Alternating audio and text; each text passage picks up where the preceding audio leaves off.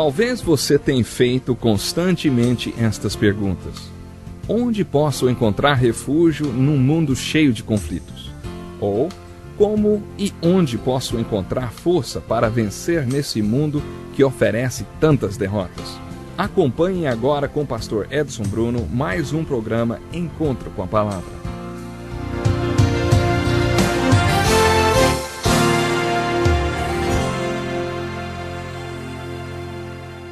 Seja bem-vindo a mais um programa Encontro com a Palavra, o nosso estudo completo, um estudo de toda a Bíblia. Iniciamos em Gênesis, agora estamos nos capítulos 25 a 32 de Gênesis, que fala a interessante história de um homem chamado Jacó. Na história de Jacó, após ele ter enganado seu irmão e seu pai, tomando a primogenitura, a bênção do seu irmão, sua mãe veio até ele e disse: "Ei, Jacó, você precisa partir, porque o seu irmão vai te matar." Então ele partiu. Quando saiu de casa, não era como nos dias de hoje. Ele não podia ficar em um hotel ou algo parecido. Não havia nada lá, além do deserto. Então a mãe dele disse: "Eu tenho um irmão, seu nome é Labão. Ele é seu tio, e ele mora no deserto. Você vai ficar com ele, porque o seu irmão vai te matar." Então Jacó viajou o deserto adentro, procurando pelo seu tio. Foi um grande desafio para ele. Deixar a sua casa é sempre ameaçador, não é? Especialmente foi para Jacó. Na primeira noite fora de casa, ele usou uma pedra como travesseiro.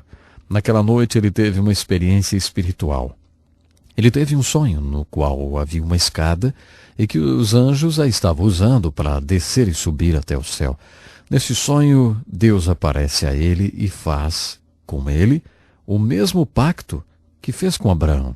Deus prometeu a ele que seria parte de uma nação e que Deus estaria sempre com ele. Deus disse a Jacó: "Eu vou abençoar-te, vou multiplicar e vou te levar de volta para casa."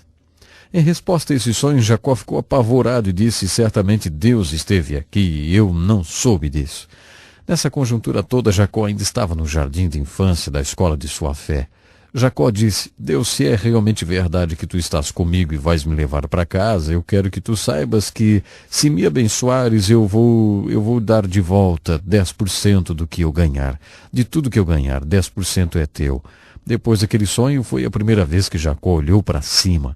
Enquanto você lê o que aconteceu com Jacó nos próximos 20 anos, por favor, note quantas vezes ele olha para cima. Cada vez que ele olha para cima, ele chega mais próximo de Deus. A segunda visão que temos que tomar, se realmente seremos a pessoa que Deus quer que sejamos, é esta: devemos olhar para dentro. Há certas coisas sobre nós mesmos que Deus quer que saibamos. Lembre-se como Davi orava: "Sonda-me, ó Deus, e conheça o meu coração. Prova-me, conhece os meus pensamentos, vê se há em mim algum caminho mau. E então, por favor, guia-me pelo caminho eterno." Todos nós devemos fazer exatamente isso. Todos nós devemos olhar para dentro e dizer: "Senhor, eu realmente não conheço meu coração. Então, por favor, me mostre. Mostre o que está errado dentro de mim, o que não deve estar dentro de mim. Mostre-me os pensamentos que não devem estar na minha cabeça, porque eu quero seguir o caminho certo." Na história de Jacó, perceba como Deus o fez olhar para dentro. Deus forçou Jacó a olhar para dentro. Deus então fez com que Jacó tivesse algum relacionamento que o forçaria a dar uma terceira olhada na vida. A terceira olhada na vida de que precisamos entender pode ser chamada de uma olhada ao redor. Exatamente, olhar ao redor. Devemos olhar para cima e é aí que tudo começa. Todos os que olham para cima olham para dentro. E aqueles que olham para cima e que olham para dentro agora estão prontos para olhar ao redor e então se relacionar com as pessoas, sendo parte da solução e parte da resposta, e não parte do problema. Jacó, como já disse para vocês, era um camarada que passava a perna nos outros. Exatamente esse era o problema dele. Tomava posse do que não era dele. Qual é a cura de uma pessoa assim? Fazendo com que ele encontre outro que faça melhor ainda, será? Eu acho que sim. Então Deus colocou Jacó com seu tio Labão por 20 anos. Eu acho essa história de Jacó e Labão muito engraçada. Quando Jacó encontra Labão, é dito que ele contou a Labão que ele tinha enganado seu pai e seu irmão para tomar a primogenitura e a bênção. E o seu tio disse: "Certamente você é sangue do meu sangue, rapaz. Você é carne da minha carne." O que o tio Labão estava pensando era: "Você é um canalha, mas eu sou pior ainda. E aquilo era verdade. Jacó trabalhou para Labão por 20 anos. O salário de Jacó pelos primeiros 7 anos seria a filha de Labão, que era Raquel, que era linda. A Bíblia diz que ela era linda. Os 7 anos que Jacó trabalhou para Labão foram como 7 dias, porque ele amava muito a Raquel. Mas na noite do casamento, Labão aparentemente faz com que ele beba demais, Jacó, e ele fique bêbado. E aí Raquel, que tinha uma irmã mais velha chamada Leia, que segundo a Bíblia nos diz, e que tinha olhos frágeis, seja lá o que isso quer dizer, não sei. Mas quando Jacó acordou, na manhã seguinte do seu casamento, ele olhou dentro dos pequenos olhos frágeis. E era Leia, não era Raquel. Ele ficou uma fera e queria ver o seu tio Labão. Ele tinha sido enganado. Jacó era alguém que enganava, um enganador. E se tem alguma coisa que um trapaceiro detesta é ser trapaceado. Se tem alguma coisa que o manipulador detesta é ser manipulado. Essa é a receita preferida de Deus, dar um pouco do seu próprio remédio. Labão continuou a enganar Jacó por 20 anos, até que eles tiveram um conflito e Jacó deixou seu tio Labão. Depois que Jacó partiu, ele estava preocupado com seu irmão Esaú. Ele não teve uma relação correta com seu irmão. Jacó mandou uma mensagem a Esaú tentando um reconciliamento. Quando o homem olha para cima, Deus o força a olhar ao redor e tomar as suas relações horizontais da maneira correta. Quando Jacó mandou a mensagem a Esaú, ele recebeu uma mensagem de volta, dizendo que Esaú estava vindo com 400 homens a cavalo. Jacó ficou paralisado de medo. Ele atravessou o riacho chamado Jaboque e orou. Então ele teve uma experiência bem subjetiva, eu diria uma experiência assustadora. Todos esses homens de Deus têm suas experiências assustadoras, vamos dizer assim. As suas experiências profundas. Os detalhes de suas experiências variam completamente, mas os resultados são bastante similares. Jacó lutou contra um anjo e aquela foi uma batalha muito interessante.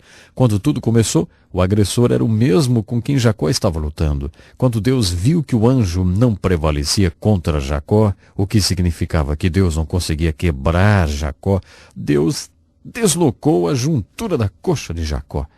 Exato. Eu não sei se você pode imaginar o quão doloroso foi aquilo.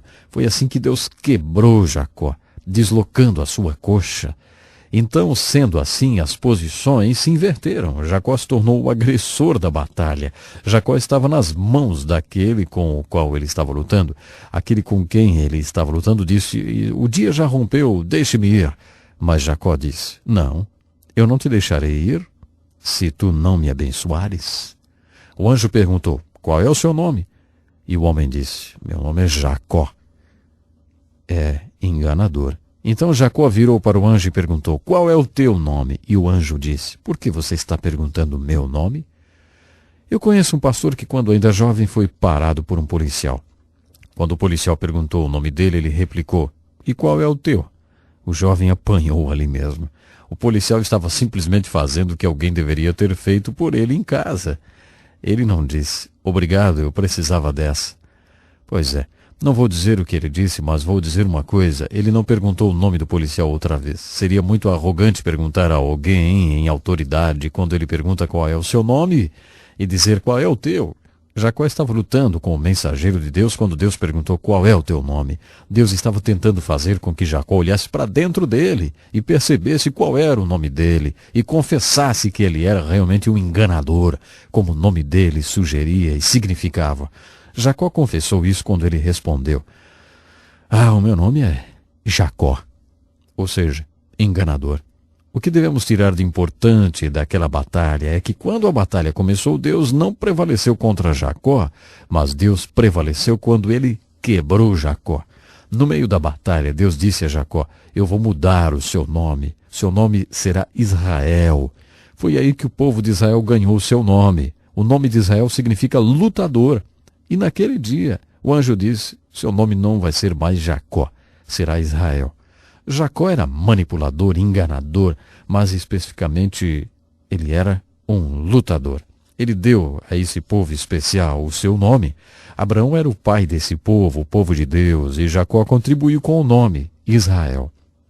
Essa foi a razão de Deus ter mudado o nome de Jacó para Israel, e essa foi realmente ali o final. Vamos dizer assim, esse foi o cúmulo da batalha. Deus disse: eu irei te chamar de lutador, pois como um príncipe você lutou com Deus, como os homens e com você mesmo, e ainda assim você prevaleceu. Você olhou para cima, Jacó. E com luta, muita luta, você persistiu até receber a bênção de mim. Aquilo levou Jacó 20 anos atrás, naquela primeira noite em que ele teve a visão da escada. Aquele sonho foi a primeira vez que Jacó olhou para cima. Por causa de todos os relacionamentos difíceis e grandes crises que Jacó tinha experimentado, ele olhou para cima muitas vezes nesses 20 anos. Quando Deus disse: com luta você prevaleceu, Deus se referia a todas aquelas vezes em que ele olhou para cima. Você olhou para cima e me encontrou, Jacó. E agora era Israel. Você olhou para dentro e lutou contra a natureza do Jacó que estava dentro de você. Você sabe que você não é abençoado por ser conivente, não, enganador, esperto, aquele que passa a perna. Você sabe que você está sendo abençoado porque eu o abençoei. Você olhou ao redor e abriu seu caminho em um nível horizontal, com Esaú e Labão. Agora você está pronto para ser parte da minha solução e a minha resposta, porque como um príncipe você prevaleceu nessas 3 direções. Há mais uma lição que podemos tirar da vida de Jacó.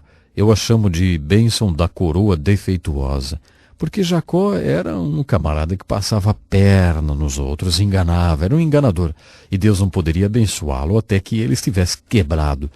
Deus não poderia coroar Jacó com a coroa da bênção sem que ele estivesse quebrado e invalidado. Há uma expressão nas Escrituras que é frequentemente repetida. Essa expressão é a seguinte: espere no Senhor. Você sabe o que quer dizer esperar no Senhor? Esperar é provavelmente o oposto de manipular, manobrar, enganar, ser conivente e tal. Algumas pessoas gostam de mover as coisas, né? Gostam de dar um jeitinho. Outras gostam de agitar, outras gostam de executar, enfim.